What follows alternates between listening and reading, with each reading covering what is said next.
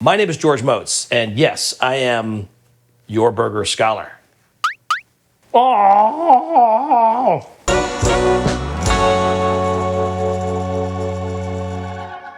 My name is George Motz, and it's my job to preserve all things hamburger. That's right, because you need to appreciate the hamburger as much as I do, which might be impossible, but you'll get there. Just keep watching these silly shows, right? Okay? Here's some good advice from the burger scholar. You want a cheeseburger? Head to a college town. That's right, because duh, students love cheeseburgers. College towns are famous for cheeseburgers. There's so many of them around. You've got Madison, Wisconsin, great burger town. Austin, Texas, amazing burger town. Nashville, Tennessee, I can keep going. One has peanut butter on it. One has unmelted cheddar. These are very strange things to have on a burger, but somehow they've endured. They have generations of fans. They've been around, in some cases, over 70 and 80 years. That's a fucking classic. It's true. Wow, I'm like, I got chills. Whoa. Do you feel that? Yo! I'm gonna make you two regional specialties from the Midwest that are specifically college town burgers. The Theta Special, near the OU campus in Norman, Oklahoma, and the Duane Purvis. Oh, shit. Jesus. Is it on? It's not on. It just hurt. It was like, Sorry, stop laughing. And the Duane Purvis from the XXX restaurant near Purdue University in West Lafayette, Indiana. Yes! The Theta and the Purvis. Let's do this. Oh, shit. Say it, don't spray it. Let's start with the Theta. When I think of Oklahoma, I think of the fried onion burger. It's an iconic Oklahoma burger. But there's another one, the Theta. The Theta is even more hyper-regional and beloved by locals. It's been around for over 80 years. That's right, this is no joke. I had the same thought. It's one of those burgers that manages to tick all the boxes with very few ingredients, okay? Follow me here. It's a toasted bun, beef, mayo, dill pickles, some kind of crazy hickory barbecue sauce, and shredded mild cheddar. Got everything it needs in there with very few ingredients. Here's the origin story, as I've been told. Apparently, a guy named Ralph Geist had a burger joint, Town Tavern, that was over a dance hall near the OU campus. A bunch of different orders were coming in late night from the Kappa Alpha Theta sorority on campus, all different types of burgers, and it was making Ralph crazy. So he went to the sorority and he said, "Girls, can we come up with one burger? I'll call it your burger." And the Theta Special was born. Over 80 years later, you can still find the burger all over the state, specifically at a place called Johnny's in Oklahoma City. They still make a Theta. Who's hungry? Let's make this. Okay, so I'm gonna do my favorite hand smash method, where I just press between two pieces of parchment paper. Salt on the patty. Next, we gotta toast a bun. Yow! Oh yeah. Okay. Oh, perfectly toasted. Wow, check that out. Should I pick that up? Should I not? Should I? Okay, that's good. We're good. No cheese. Normally you'd put cheese on a burger at this point, right? Not gonna do it because the cheese actually goes on cold when it comes off the flat top. Here's a cool trick. Take a block of cheddar, but use the long side so you can actually get nice, long strips of cheddar. Believe it or not, yours truly basically almost got booted from college. I had to really work my way back in. I kind of forgot that college was about higher education, and this burger scholar was not much of a student, actually. I made my first film in college. You want to see it? It's called Keg from Hell. It was about a keg that's at a party and turns on all the students and kills them one by one. Here's Keg from Hell.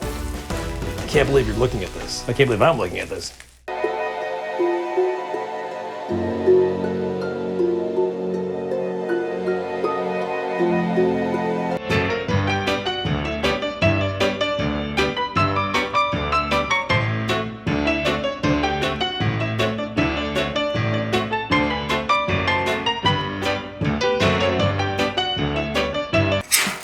Okay, patty on the bun. No cheese yet. The first ingredient that goes on is hickory smoked barbecue sauce. Next, a pile, look at that. Oh, a pile of shredded, unmelted cheddar. This is really what they did. Then pickles on top of that, dill pickles to cut the fat, mayonnaise on the inside, the crown of the bun. Look at that. Mayonnaise, pickles, unmelted, shredded, mild cheddar, hickory sauce, and a burger patty on a toasted sesame bun. I mean, does this say I'm good and buzzed at midnight or what? Look at that thing.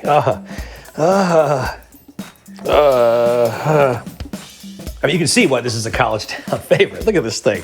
I'm gonna take a bite on this thing. Pickle, cheese, barbecue sauce.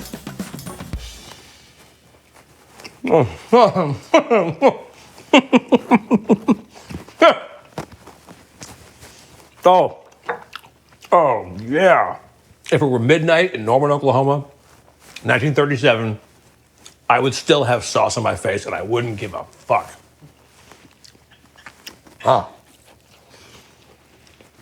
That burger is insanely good. And that's exactly why this burger has been around for over 80 years. I'll see you next time. I know we're going to the next burger. I'm gonna go take a nap and come back and make the next burger. Next, the Duane Purvis from the Triple X restaurant in West Lafayette, Indiana, right near the Purdue campus. Indiana's first and oldest drive-in, the Triple X restaurant has a bunch of burgers that are named after famous athletes that went to Purdue. And one of them is very important. It's the Duane Purvis. Number 45, Duane Purvis.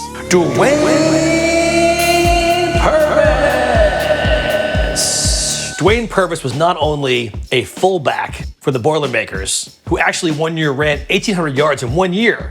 He was also a track star at Purdue, who was globally ranked number 3 in 1933. Whoa! Not surprisingly, the Triple X restaurant right near the campus named a burger after him. It's a unique burger. It looks like a standard cheeseburger, but there's also peanut butter and a very unique cooking method. At the Triple X, they take a wad of fresh ground beef and they throw it into flour. See that? That's flour. And they actually hand patty it, push it into a patty in the flour. In fact, what's happening here is you're coating it almost like a schnitzel. Basically making a schnitzel burger. They take it and they put it onto a flat surface. They press it out into the shape of a burger and throw it on the flat top. That didn't make a whole lot of noise, did it? Here you go. So you can imagine what's going to happen here now. The rendering beef fat is going to commingle with the flour to create a very pronounced crust.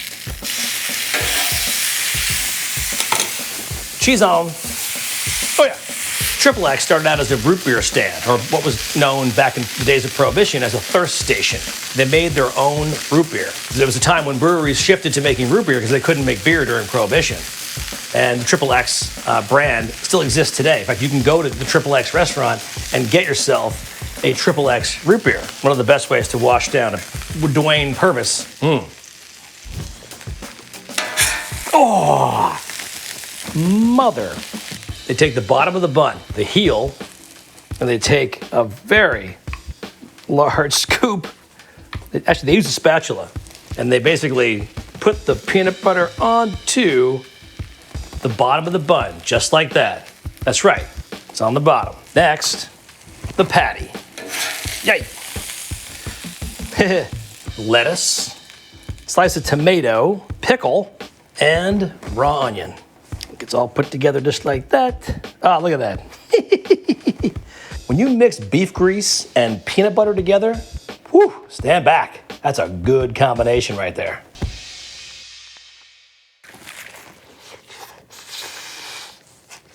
Oh,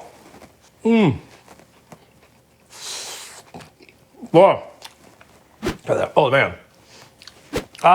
Pickles and peanut butter. Oh, God. Thank you, Duane Purvis. Thank you for making this hot mess that we still enjoy almost 70 years later. Poof.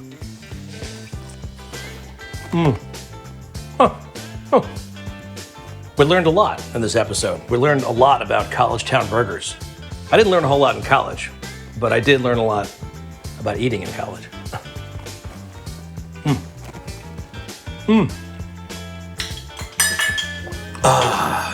That's good. I'll see you next time on Burger Scholar Sessions. Thanks for watching.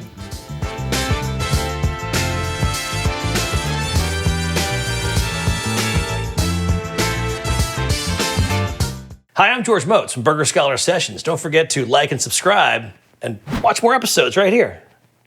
Somewhere here. Right here? Up in here.